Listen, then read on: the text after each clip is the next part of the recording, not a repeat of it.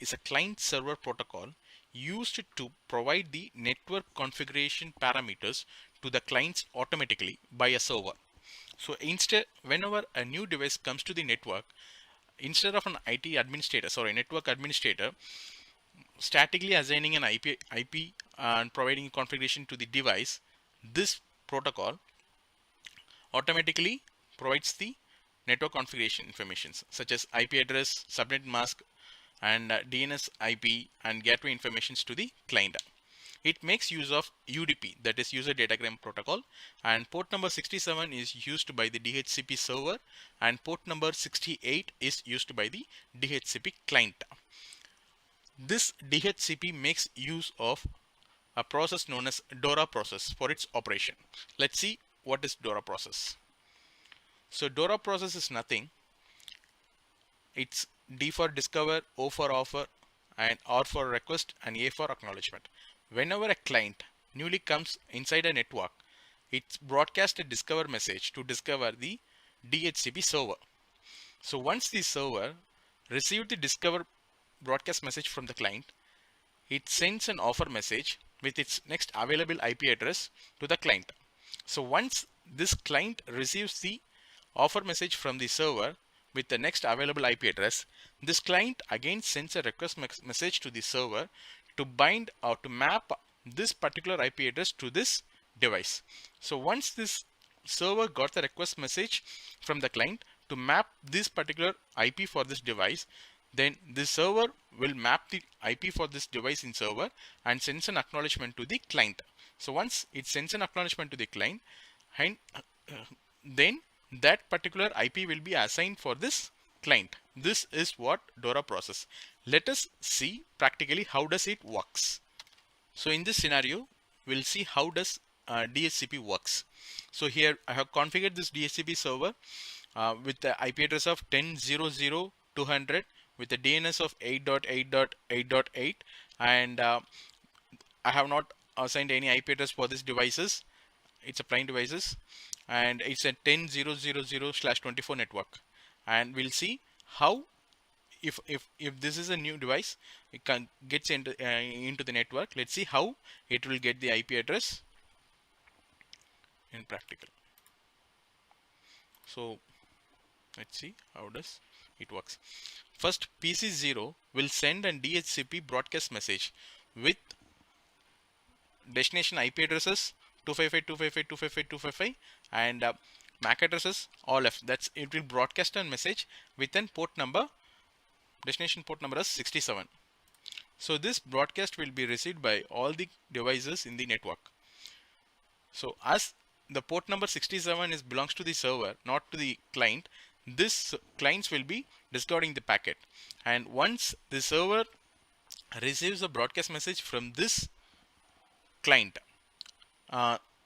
then this server will assign an IP address for this client.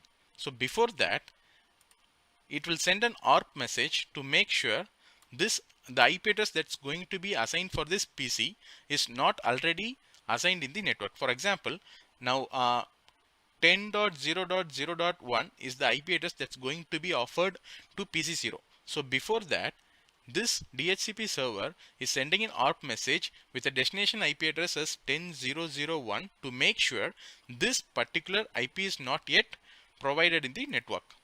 So an ARP message is broadcasted in the network. As it's not yet provided already, it won't get any reply. So this DHCP server concludes that this IP is not yet provided.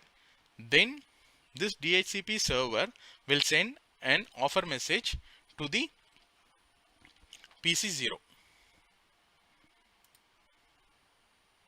as destination is this thing.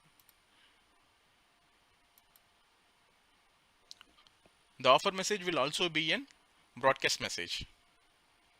So this is the offer message that was sent from the DHCP server.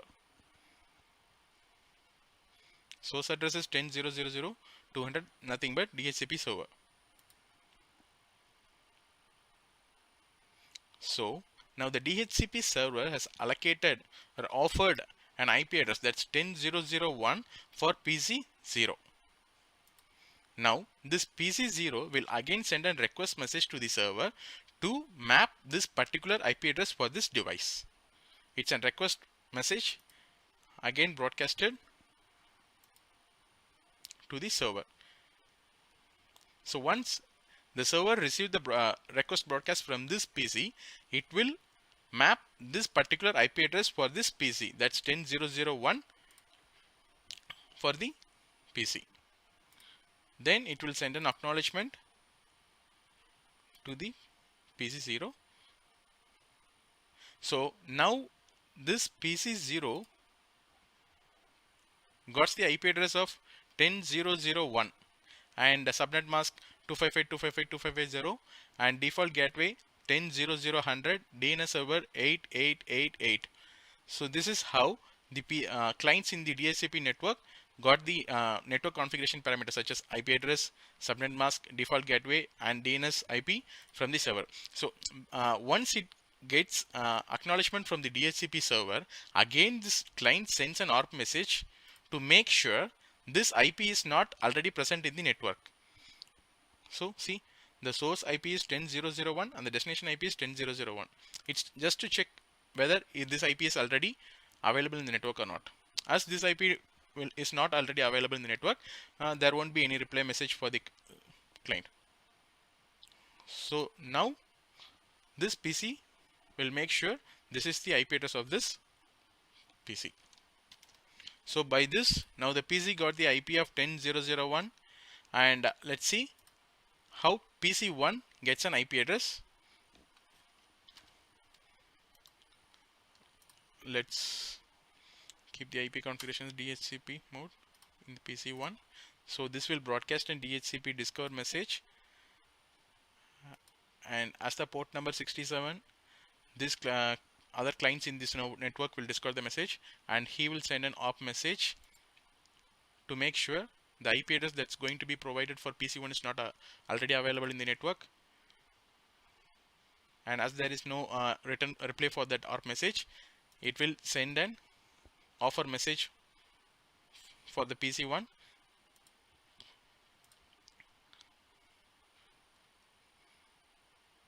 The IP reserved for PC1, the DHCP server is 10.0.0.2.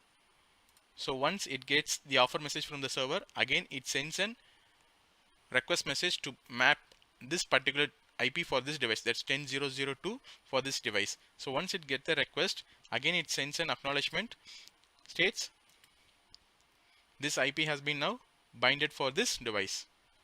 If you see, now this IP 10.0.0.2, the subnet mask and default gateway information and DNS information is provided by the DHCP server. So once again this PC0 will send an ARP message to the network to make sure this IP is not already available in the existing network.